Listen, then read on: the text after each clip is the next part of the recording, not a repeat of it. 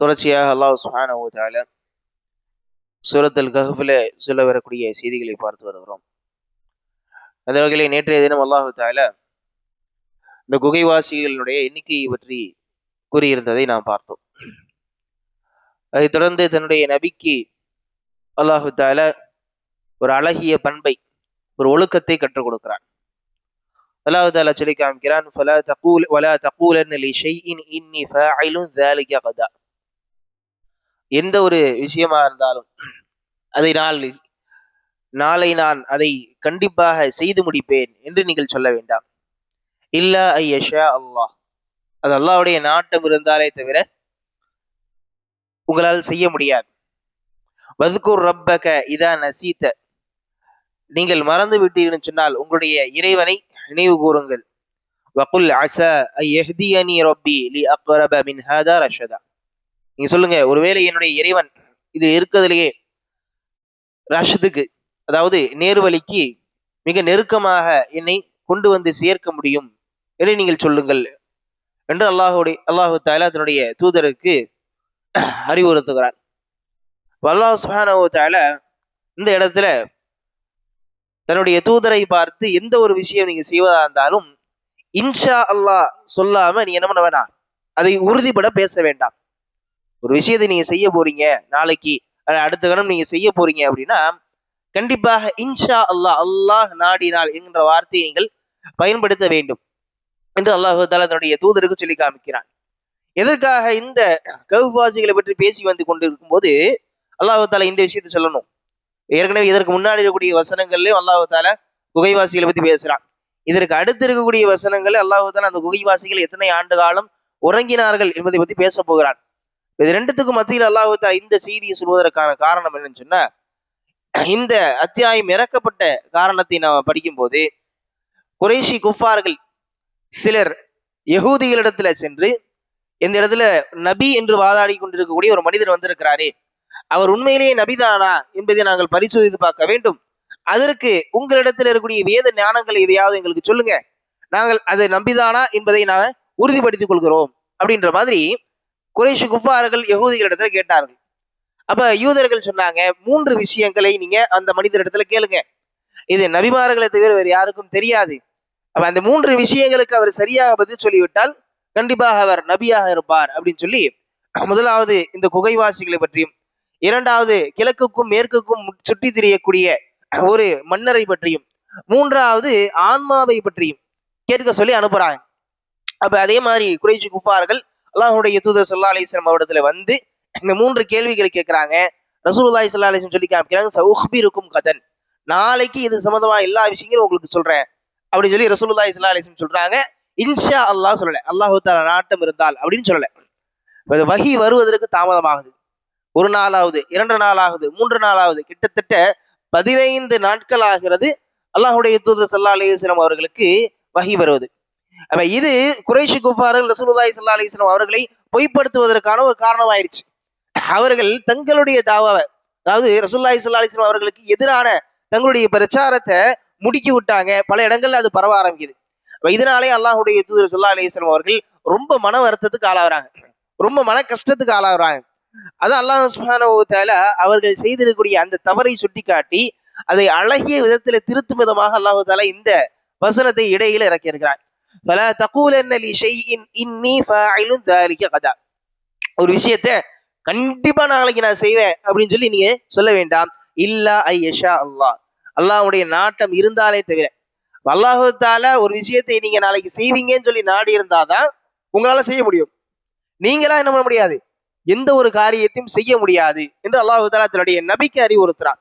அப்ப நாம எந்த காரியத்தை செய்ய போறதாக இருந்தாலும் கண்டிப்பாக அதுல நம்ம இன்ஷா அல்லாஹ் அப்படின்ற ஒரு வார்த்தையை சொல்லி இருக்கணும். அல்லாஹ் தஆலாவுடைய நாட்டம் இருந்தால்தான் எந்த ஒரு மனிதராக இருந்தாலும் எந்த காரியமாக இருந்தாலும் செய்ய முடியும். ஏன்னா மனிதர்களுக்கு என்று சொல்லி சுயமாக எந்த ஆற்றலும் கிடையாது. அவர்கள் நினைத்தால் எந்த ஒரு காரியத்தை செய்து முடிக்கவும் முடியாது. இது அல்லாஹ்வுடைய நாட்டத்தோடு வரும். இப்ப நான் நினைச்சா செஞ்சு முடிச்சிருவேன் அப்படின்ற மாதிரியான வார்த்தைகள் இருக்கு இல்லையா, இது உண்மையிலேயே இறைவனுடைய அந்த இல்முக்கு எதிரான வார்த்தை.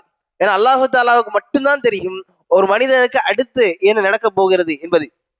அதனால ஒரு மனிதன் தன்னுடைய பலகீனத்தை உணர்ந்து தான் இறைவனுக்கு என்றே கட்டுப்பட்டவன் என்பதை உணர்த்தும் விதமாக கண்டிப்பா என்ன பண்ணி ஆகணும், இன்ஷா அல்லாஹ் என்று சொல்லி ஆகணும். அல்லாஹ் சுப்ஹானஹு வ தஆலா வேறு பல வசனங்களை சொல்லி காமிக்கும் போது சூரத்து தக்வீர் அல்லாஹ் தஆலா சொல்லி காமிக்கிறான், வமா தஷாஊன இல்லா ஐயஷா அல்லாஹ். நீங்க நாடுறது என்ன, அல்லாஹ் சுப்ஹானஹு வ தஆலா நாட்டம் இருந்தால்தான் நீங்க நாட முடியும் அப்படின்னு அல்லாஹ் தஆலா சொல்லி காமிக்கிறான். அல்லாஹ் சுப்ஹானஹு வ தஆலா அவன் அடியானுக்கு என்ன விதியாக எழுதி வைத்திருக்கிறானோ அந்த விதியை தான் அவன் செயல்படுத்துவான். ஒரு அடியான் அல்லாஹ்விடத்துல எவ்வளவு உயர்ந்த இடத்தை அடைந்திருந்தாலும் சரி, அல்லாஹு தாலாவுடைய நாட்டத்தோடு தான் அவன் அந்த உயர்ந்த இடத்தை அடைந்திருக்கிறாரே, அல்லாஹு தாலாவுடைய நாட்டத்தோடு மட்டும்தான் அவர் சில விஷயங்களை செய்யவும் முடியும். அதனால தன்னுடைய தூதரை அல்லாஹ் சுப்ஹானஹு வ தஆலா தடுக்கிறான். வலா தக்கூலன்ன, நீ கண்டிப்பாக சொல்லாதீங்க, இன்னி ஃபாயிலு ذلك கதா, ஒரு விஷயத்துக்கு நாளைக்கு நான் அதை கண்டிப்பா செய்வேன் அப்படின்னு சொல்லாதீங்க. இல்லா யஷா அல்லாஹ், அல்லாஹு தாலா நாடினால். ஒரு காரியத்தை நம்ம செய்வதாக இருந்தால் அதை நீங்க ஒரு அஸ்மாவோட சொல்றீங்கன்னு சொன்னா, அதாவது ஒரு உறுதியோட சொல்றீங்க அப்படின்னு சொன்னா கண்டிப்பாக அதற்கு நீங்க இன்ஷா அல்லாஹ் சொல்லி ஆகணும். அல்லது ஒரு தகவலாக சொல்றீங்க, தகவலா சொல்றதுக்கு இன்ஷா அல்லாஹ் சொல்ல வேண்டிய அவசியம் கிடையாது. அப்ப எந்த இடத்தை நம்ம கண்டிப்பா அந்த செய்ய போகிறோம் என்கின்ற முழுமையான நீயத்தோடு ஒரு மனிதர் செய்கிறார் இல்லையா, அப்ப அவர் இன்ஷா அல்லாஹ் சொல்லிட்டான்னு சொன்னா அவர் அதற்கான குற்றத்துக்கு ஆளாக மாட்டார். ரெண்டு விஷயம் இருக்குது. ஒன்று, நாம ஒரு விஷயத்த அவன் செய்ய போறோம் அப்படின்னு சொல்லி மற்றவங்கள்ட்ட சொல்றோம் அப்படின்னா அது நாம அவருக்கு கொடுக்கக்கூடிய வாக்குறுதி, அது அவருக்கு கொடுக்கக்கூடிய வாக்குறுதி அப்படின்றத நம்ம நினைச்சுக்கணும். இன்ஷா அல்லான்னு சொல்லி சும்மா வாயளவுல சொல்லிட்டு மனதளவுல அதை நான் செய்ய மாட்டேன் அப்படின்ற மாதிரியான எண்ணம் வைத்திருந்தால் அது நீங்கள் போலியாக வாக்குறுதி கொடுக்குறீங்க. போலியான வாக்குறுதிகளுக்காக கண்டிப்பாக என்ன இருக்குது, தண்டனை இருக்கிறது அப்படின்றத நம்ம உணர்ந்து கொள்ளணும். அப்ப இன்ஷா அல்லாஹ் நீங்க வாக்குறுதி ஒன்று கொடுக்குறீங்க, ஒரு செயலுக்காக நீங்க வாக்குறுதி கொடுக்குறீங்க. அந்த வாக்குறுதியை நீங்க அல்லாஹ்வுடைய நாட்டத்தோடு சேர்த்து இணைத்து விட்டீங்கன்னு சொன்னா அது செய்ய தவறும் பொழுது அல்லது அது செய்வதற்கான சூழ்நிலை உங்களுக்கு ஏற்படாத போது அதுல இருந்து பாவங்கள் உங்களுக்கு நீக்கப்படுகிறது. ஆனா அந்த வாக்குறுதிக்கான பரிகாரத்தை நீங்க என்ன பண்ணி ஆகணும், கண்டிப்பாக கொடுத்தாக வேண்டும். அல்லாஹு தாலா அடுத்து நமக்கு சொல்லி காமிக்கிறான், வத்குர் ரப்பக இதா நசீத, நீங்க மறந்த போது கூட உங்களுடைய இறைவனை நினைவு கூறுங்கள் அப்படின்னு அல்லாஹு தாலா சொல்லி காமிக்கிறான்.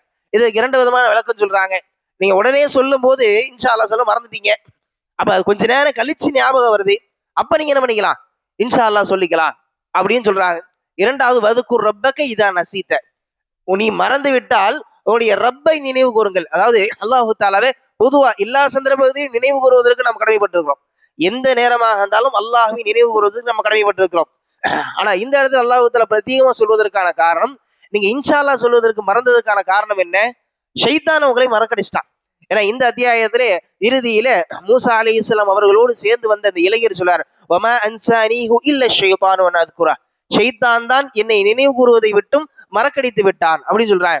அப்ப சில சந்தர்ப்பங்கள்ல ஒரு சில நல்ல காரியங்களை, ஒரு சில நல்ல பேச்சுக்களை, ஒரு சில தகவல்களை சொல்வதற்கு ஷைத்தான் அவளை மறக்கடிச்சிருவான். அப்ப அந்த சந்தர்ப்பத்துல அல்லாஹுவை நினைவு கூறும் போது ஷைத்தான் ஏறிடுவான், அங்கிருந்து ஓடி விடுவான். அதைதான் அல்லாஹு தாலா சொல்கிறான் அப்படின்னு விளக்கம் சொல்றாங்க. ஏதோ ஒண்ணு அல்லாஹ் சுப்ஹானஹு வ தஆலாவை மறந்த காலத்துல நீங்க என்ன பண்ணுங்க, அந்த இடத்துல இன்ஷா அல்லாஹ் சொல்வதற்கு மறந்த காலத்துல நீங்கள் நினைவு கூறி விடுங்கள். அடுத்து அல்லாஹு தாலா அதன் மூலமாக உங்களுக்கு சரியான நேரான ஒரு பாதையை காட்ட முடியும். இந்த இன்ஷா அல்லாஹ் அப்படின்ற ஒரு வார்த்தை இருக்கு இல்லையா, இது நமக்கு நம்முடைய உள்ளத்திற்கு ஒரு ஆறுதல் கொடுக்கக்கூடிய வார்த்தை. ஒரு ஆள் ஒன்று செய்ய வேண்டும் என்று சொல்லி உறுதி எடுத்துக்கிறார், அந்த உறுதி எடுத்ததற்கு பிறகு அவரால் அதை செய்ய முடியாம போகுது, ஒரு இயலாமை ஆயிடுது, அல்லது அவர் நினைச்சபடி அந்த காரியம் நடக்கல அப்படின்னா அவர் ஏற்கனவே அல்லாஹு தாலாவுடைய நாட்டம் இருந்தால் சொல்லி இறைவனுடைய விதிக்கு தன்னை கட்டுப்பட வைத்திருக்கிறார், இறைவனுடைய விதிக்கு தன்னை சமர்ப்பித்திருக்கிறார். அதற்கு மேலாக அவருடைய உள்ளத்துல பெருமளவு கொண்ட ஒரு கவலை வராது. அவர் நொடிஞ்சு போயிட மாட்டார், அல்லாஹுடைய நாட்டம் இல்லை அதனால இந்த செயல் நடக்கவில்லை அப்படின்றத முடிவாரு முழுமையாக உள்வாங்கி பொருந்தி கொள்வார். அப்படி இல்லை நான் கண்டிப்பா செஞ்சே ஆவேன் அப்படின்ற மாதிரியான உறுதியில் இருக்கக்கூடியவர் அது நடக்காத பட்சத்துல அவர் எதிர்பார்த்த விதத்துல போகாத பட்சத்துல கண்டிப்பாக மனமுடைந்து போயிடுவார், அதற்காக முடங்கி போய் விடுவார் அப்படின்றதை நம்மால் பார்க்க முடியும். அல்லாஹ் சுப்ஹானஹு வ தஆலா நபி சுலைமான் அலைஹிஸ்ஸலாம் அவர்களை மிக கடுமையாக சோதித்தான் இந்த இன்ஷா அல்லாஹ் அப்படின்ற வார்த்தையை சொல்லாதனால. சஹீஹ் புகாரில வரக்கூடிய செய்தி, சுலைமான் அலைஹிஸ்ஸலாம் அவர்கள் இன்றைய இரவு என்னுடைய எல்லா மனைவிமாரிடத்தையும் நான் செல்வேன், எல்லா மனைவிமார்களும் இந்த இரவின் மூலமாக பிள்ளைகளை பெறுப்பார்கள், எல்லாம் ஆண் குழந்தைகளாக இருக்கும். அந்த ஆண் குழந்தைகள் எல்லாம் குலாமன் யுகாத்திலூன ஃபீ சபீலில்லாஹ், அல்லாஹ்வுடைய பாதையில எல்லாருமே அவர்கள் போர் புரிவார்கள் அப்படின்ற நீயத்துல என்ன பண்றாங்க, அன்றைய இரவு தன்னுடைய மனைவிமார் இடத்துல போறாங்க. சுலைமான் அலைஹிஸ்ஸலாம் அவர்கள் சபதம் எடுத்துட்டு போறாங்க. அப்ப அந்த சந்தர்ப்பத்துல பக்கத்துல ஜிப்ரீல் அலைஹிஸ்ஸலாம் இருந்து குல் இன்ஷா அல்லாஹ், நீங்கள் அல்லாஹ் இன்ஷா அல்லாஹ் அப்படின்னு சொல்லி சொல்லுங்க அப்படின்னு சொல்றாங்க. ஆனா சுலைமான் அலைஹிஸ்ஸலாம் அவர்கள் ஏதோ ஒரு சிந்தனையில் இருந்ததுனால அவர்கள் காதுல விழுகல. அதே மாதிரி அவர்கள் அந்த செயல்பாடுகள் எல்லாம் நடக்குது.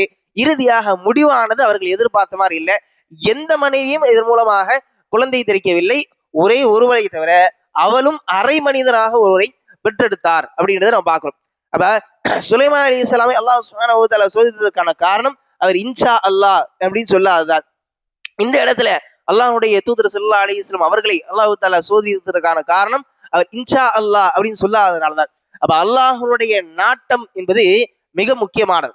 இப்ப எது நடந்தாலும் இது அல்லாஹ்வுடைய நாட்டத்தின் பேரால நடக்கிறது என்ற இந்த விதியின் மீது இருக்கக்கூடிய நம்பிக்கை இருக்கிறதே, அந்த விதியின் மீது இருக்கக்கூடிய நம்பிக்கை தான் ஒவ்வொரு மனிதரையும் அடுத்த கணத்துக்கு தள்ளி கொண்டே இருக்கிறது. அப்படி இல்லைன்னா தான் தான் எல்லாமே எடுத்து செய்யறேன், இன்னால மட்டும்தான் எல்லாம் முடியும் என்கின்ற ஆணவமும் அகங்காரமும் மனிதனுடைய உள்ளத்திலே வரும் பொழுது கண்டிப்பாக அவன் நினைத்தது நடக்காத போது அல்லது தன்னுடைய செயல்பாட்டில் அவர் பரிபூர்ணமாக இல்லாத போது ஒண்ணு நுழைஞ்சு போயிடுவாரு, இல்லையா தனக்கு உண்டான பெருமையிலே அவர் அழிந்து போய் விடுவார். அல்லாஹ் சுப்ஹானஹு வ தஆலா பாதுகாக்க வேண்டும்.